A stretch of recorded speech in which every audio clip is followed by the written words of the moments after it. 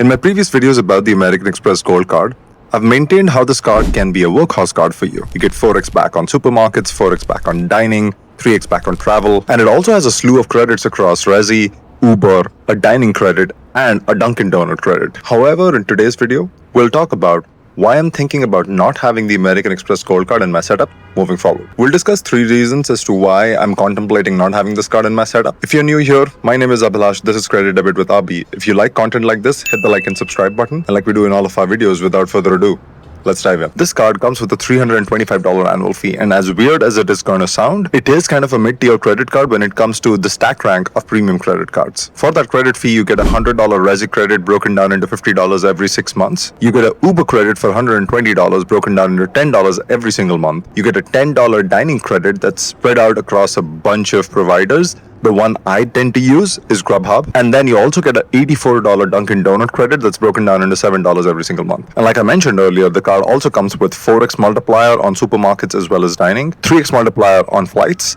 and 1x on everything else. So why am I considering changing this credit card in my wallet?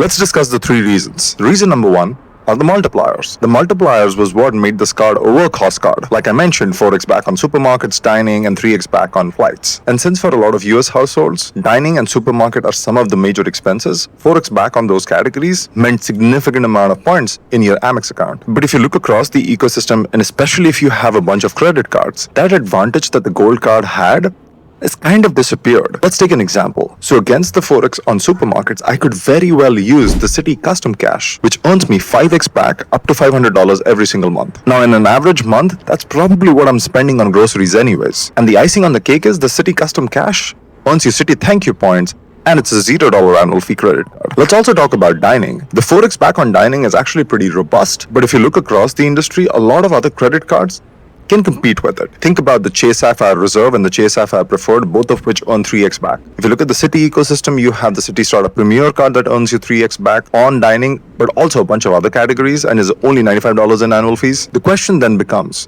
the 1x difference in multiplier, is that big enough for you to be justifying $325 in annual fees? And for me personally, I've started thinking about that question a lot more, which then brings us to reason number 2, and that is to do with the non-usability of the credits.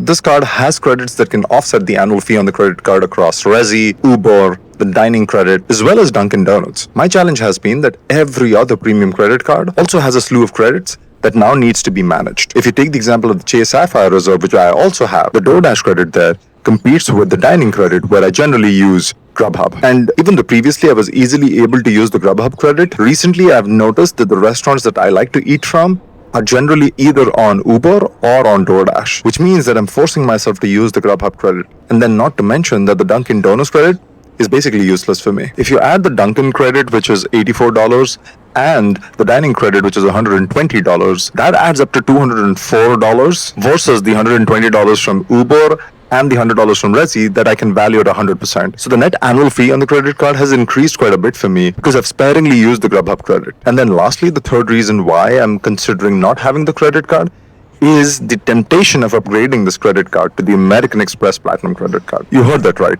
I already have the personal version of the American Express Platinum card. This is one of those situations that the updated version of the Platinum card fits my lifestyle quite a bit. And by that I mean that if I upgrade the American Express Gold card to another Platinum card, there's enough value that I see with the American Express Platinum card that I can offset the $895 annual fee on a second card. Hear me out here. For me, the second $600 FHR credit, broken down into $300 every 6 months, is actually more appealing because it allows me to stay at these properties for 2 nights instead of 1. Then the $400 Resi credit, broken down into $100 every single quarter, is also pretty easy to use, whether I'm in New York or in LA, because we do eat out 3 to 4 times a month, and both of these cities have plenty of Resi options. So just between those 2 credits, I can extract $1,000 in value from the $895 that I'm paying on the credit card. But that's not where it ends. The $200 airline incidental fee credit is also very, very easy to use if you know what you're doing. So I can extract at least $1,200 in value from a second American Express Platinum card. And that's where the net annual fee on the credit card actually makes sense for me. So those were the 3 reasons as to why I'm considering not having the American Express Gold card in my setup. Given my reasons, what would you do if you were in my situation? Let me know in the comments below. I'll see you in the next one.